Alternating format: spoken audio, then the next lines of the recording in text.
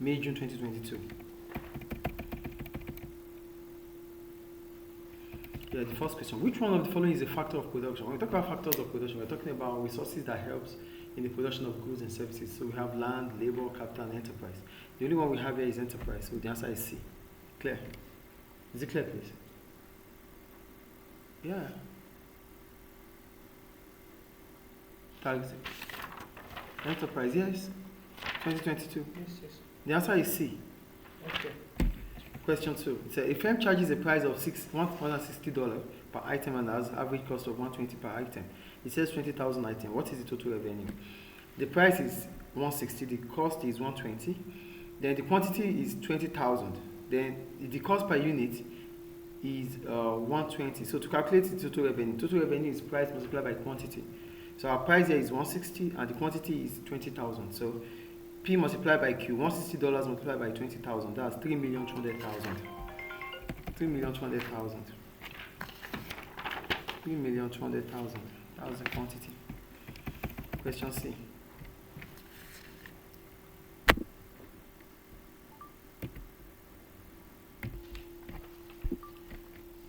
Question C.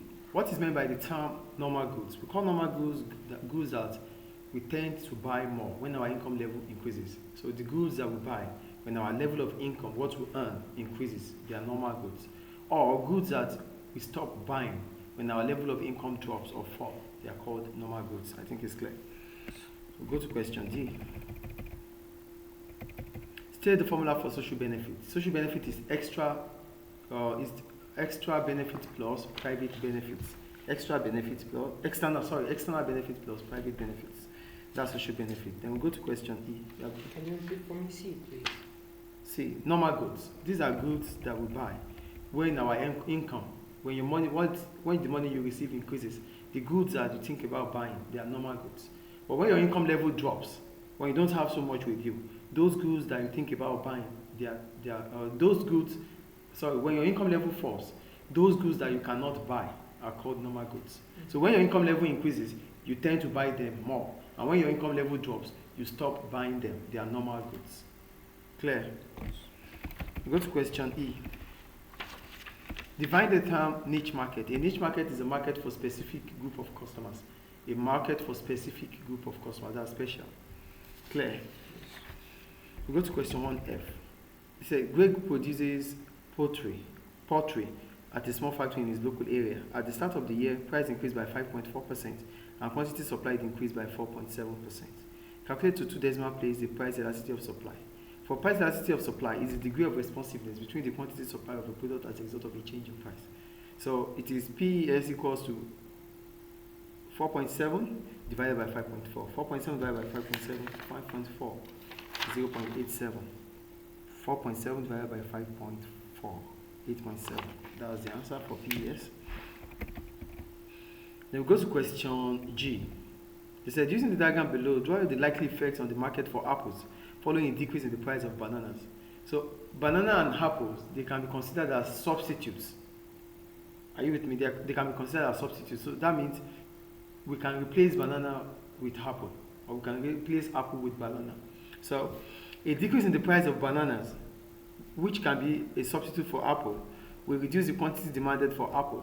As a result of that, the demand curve will shift leftward from D to D1 for apple. As a result of that, the price for apples will fall from P to P1. That's it. Do you get it?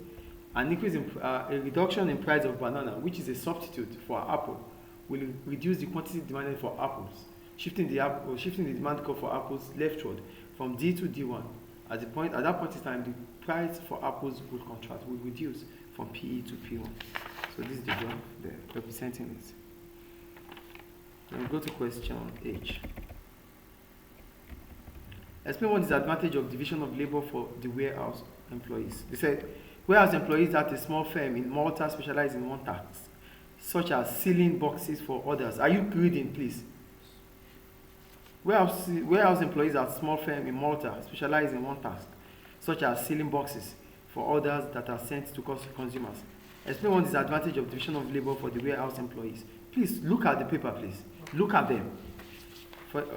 Explain one disadvantage of the division of labor for the warehouse employees. First, what is division of labor? Division of labor is the breaking down of production process into different stages, which can be performed by different people. I did not write it now, I'm going to write it.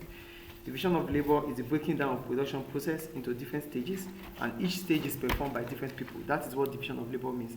And also you can say division of labor is individual specialization. So division of labor is individual specialization. DOL. It is individual specialization. Individual specialization. So they might ask in the exams, what is division of labor? So the disadvantage about division of labor here is that workers may find the work boring because they spend the whole day sealing boxes for others, and this is a repeated task. So they do the same thing every now and then. So they might see it as repetitive and boring. So that's the problem about division of labor. We go to question I. Regulation was introduced by the German government in an attempt to reduce the number of plastic bottles being thrown away.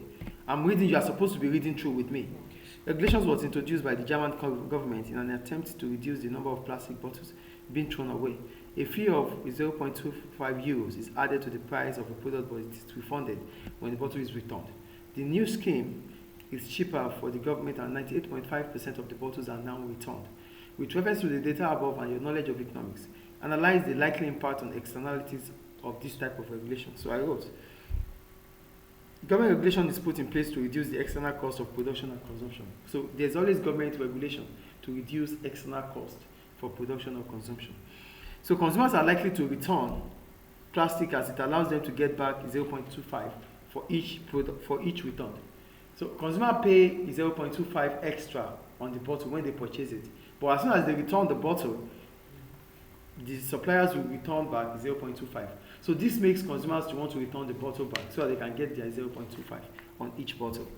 So based on the case study, the 98.5% of the bottles are returned, which means the regulation is a successful one, and as a result would have reduced external cost.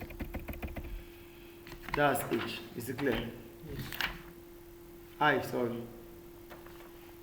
Any question about it? So that ends question 1. Is it clear, please? We go to question 2. We go to question 2.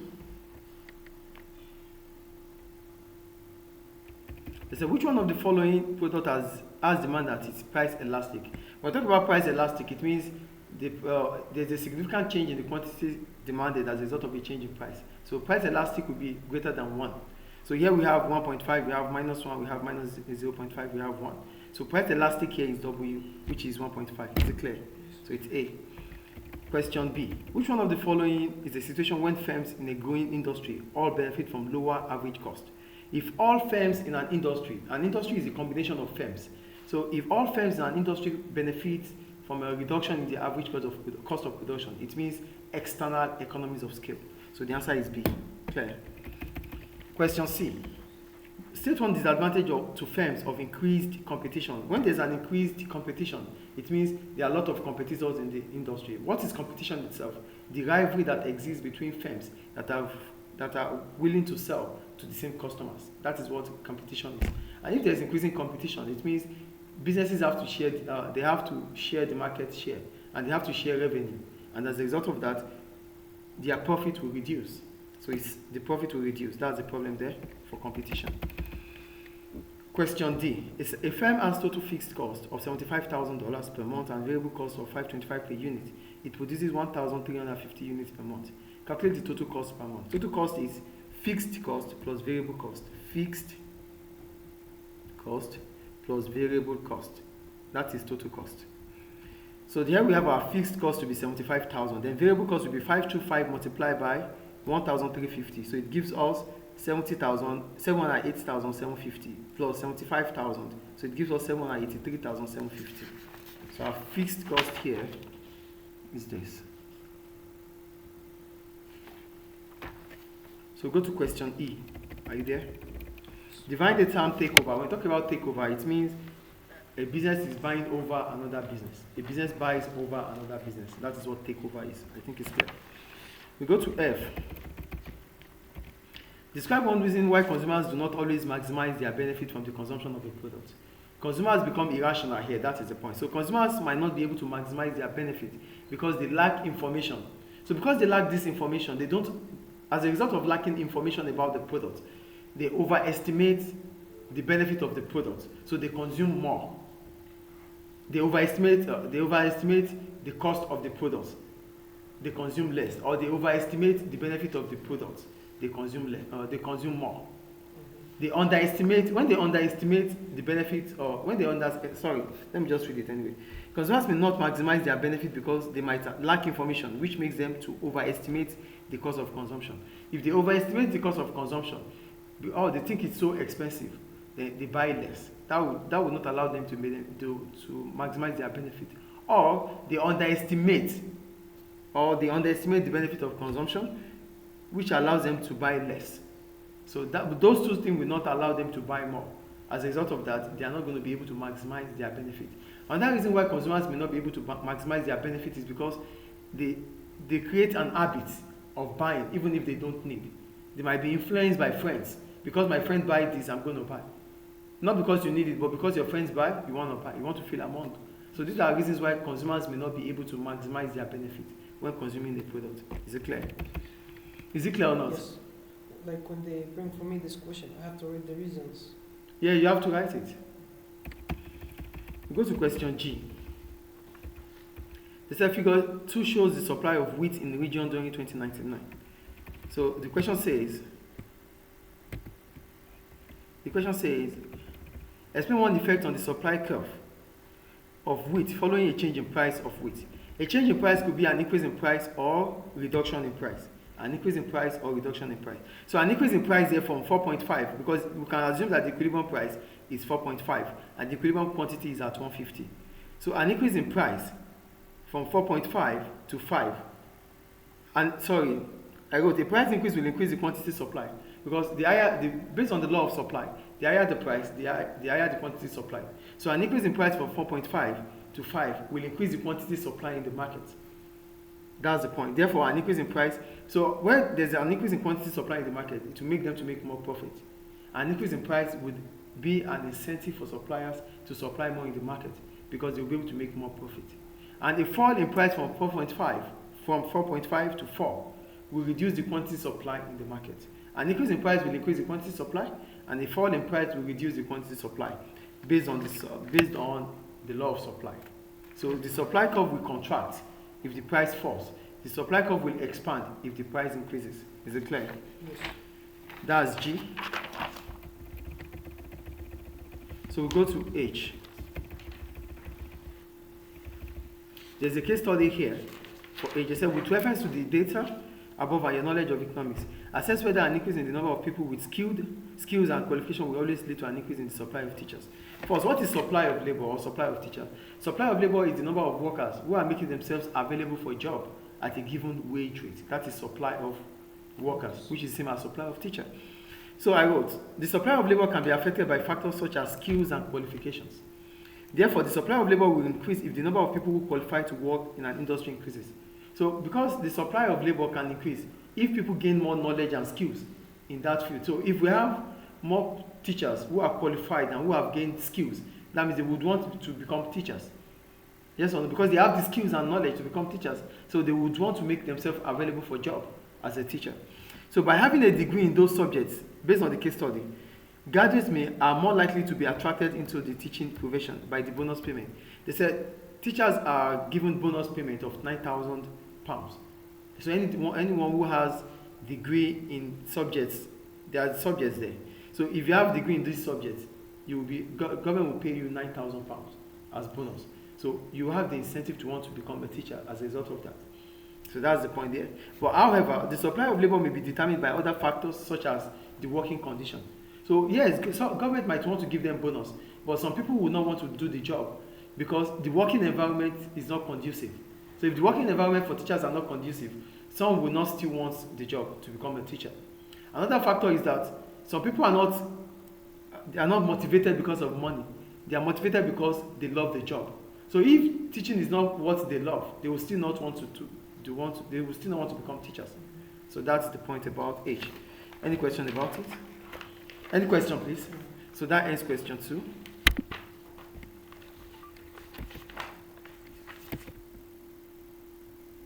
We go to question 3. Question 3.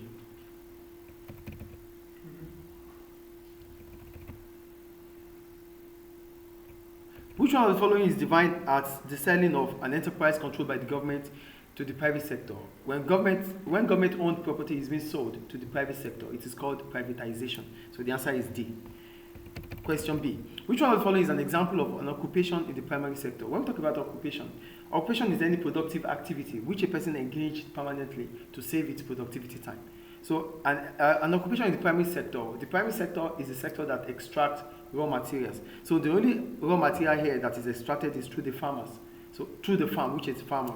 So farmer is the answer B. Teachers are in the tertiary sector. Electricians are in the tertiary sector. Actors are in the tertiary sector. We go to question C. On the diagram below, draw the effect of an increase in the school living age on the labor market in the country. Label the new curve, the new equilibrium wage rate, and the new equilibrium quantity of workers employed. So when we talk about increase in the school living age, it means the number of years you are supposed to use in school has increased. So that means it takes more years to graduate from school. That is what increasing living school age means. So I wrote, an increase in the school living age will increase the years students graduate from school to seek employment. As a result, the supply of labor will reduce, shifting the supply curve leftward from SL to SL1, and the wage rate will rise from WE to W1. So this is it. An increase in the school living age will reduce the number of workers in the industry. As a result of that, or in the labor market, as a result of that, firms will have to pay more to get workers. That's why the wage rate will increase from WE to W1. I think it's clear. Go to question D. We have a PPF. Based on this PPF, they said, with reference to the data above and your knowledge of economics, analyze why the economic has moved from PPF1 to PPF2. So when we have production possibility frontier is a graph that shows the combination of two goods, which is capital goods and consumer goods, that can be produced at in a given economy if all resources are fully employed. That is what PPF is. So an outward shift from PPF1 to PPF2 represents an outward shift. So an outward shift could be as a result of an increase in capital goods or consumer goods. So if they both increase, it's going to bring about an outward shift from PPF1 to PPF2. And this could be as a result of economic growth, which may be as a result of increase in resources and efficiency. So one of the reasons why we could have an outward shift in our PPF is if we have more resources, or we have either there is an increase in quantity or quality of goods within the economy, or quality and quantity of output within the economy. So if output is increasing, then the PPF will shift outward. If the quality of workers is increasing, that means it will bring about increasing productivity and efficiency. That would also bring our output, our PPF to shift outward from PPF1 to PPF2. Advancement in technology would also bring about an outward shift in our PPF from our PPF1 to PPF2. So these are reasons why we could have an outward shift in the PPF. We go to question 3E. For question 3E, they said we have a case study there, but I'm not going to read that anymore because I read it already. So with reference to the data above and your knowledge of economics, assess the extent to which the cost of producing bricks in Bangladesh are external costs. First, what are external costs? External costs are negative spillovers, effects of consumption or production. So brick production creates an external cost because it affects third parties. It is external cost because it affects third parties. So as the production brings about emission of dust and smoke into the air, which people might inhale in Bangladesh. So there's external cost because brick, when we are producing brick, it emits air, dust, and not only dust, and what again? It emits dust and smoke into the air. People will inhale it, which is not good for their health. So that's why it is external cost. Then the demand for brick is increasing, which causes an increase in air pollution.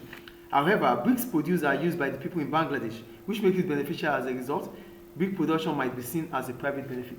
We might still see it as a private benefit because when you produce brick, we use it to build a house, and it is important for us. So it is a private benefit too. Is it clear? So that ends question 3.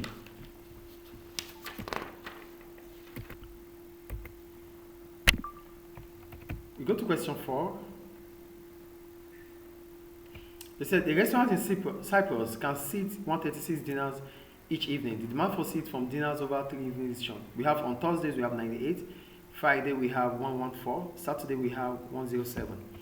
Then they said calculate the excess supply of seats. If the quantity supplied during these 3 evenings totaled 408, you are advised to show your working. When we talk about excess supply is as a result of the price being set above the equilibrium price. So if the price is set above the equilibrium price, it will bring about excess supply. So here we have 98, 114, and 107, which are the quantity demanded. But the quantity supply is 408. So you have to add 98 plus 114 plus 107, and you take it away from 408. So 408, which is the total supply, minus 319, which is the total quantity demanded. The excess supply is 89 seats. I think it's clear. So go to question B. Street lighting is provided by government in many countries. It is provided to improve the safety for pedestrians, those who passes through crosses the road, and increase visibility for motorists to make them see. It also provides a more inviting environment after dark. It makes the environment look, nice and light after dark. With reference to the data above and your knowledge of economics, analyze why the free rider problem means street lighting is provided by the government. Why do we call them a free rider? We call an individual a free rider because he benefits from what he doesn't or she doesn't pay for. So I wrote here, a free rider is a person who enjoys the benefit of a good without paying for it. That is a free rider. So here we are talking about street lights. Street lighting is an example of a public good by government. So street lighting is not excludable, is non-excludable. Which means individuals, irrespective of them paying or not paying for it, will consume it. So your consumption does not stop by consumption. That's why it is non-excludable. Street light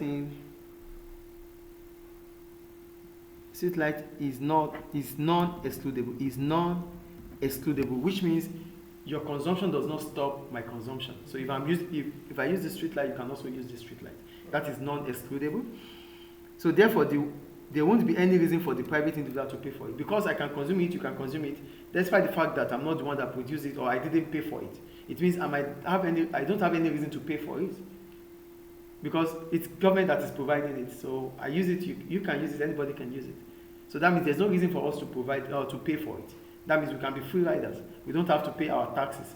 And even if we don't pay taxes, those that pay taxes and government uses their money to build to construct the street light will still benefit from it, and I that do not pay tax will also benefit from it.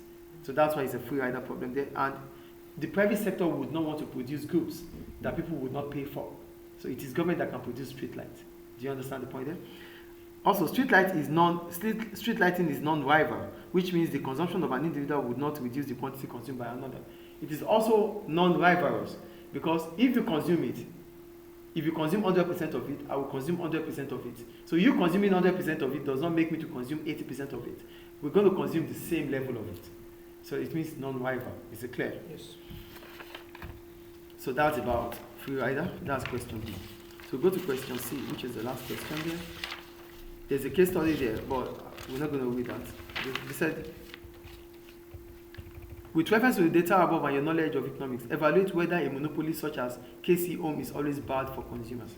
When we talk about monopoly is a market structure which one seller dominates the market. It's a market structure which one seller dominates the market or the industry.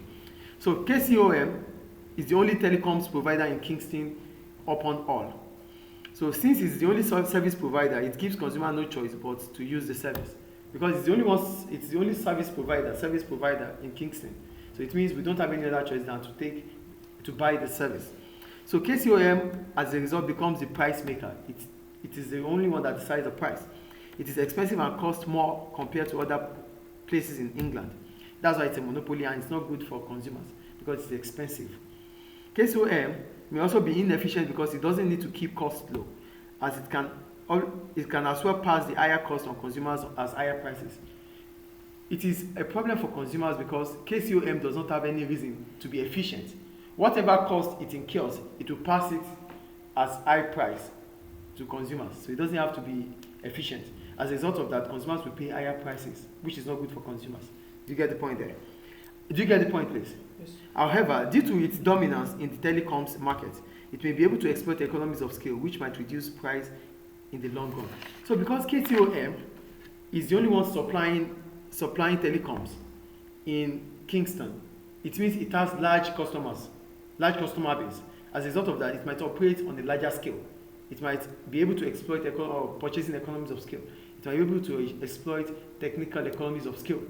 That means in the long run, it might be able to sell at a reduced price because it's able to reduce its cost of production, which means it might be beneficial to consumers. Is it clear? So that ends question 4 and paper 1 of May June 2022.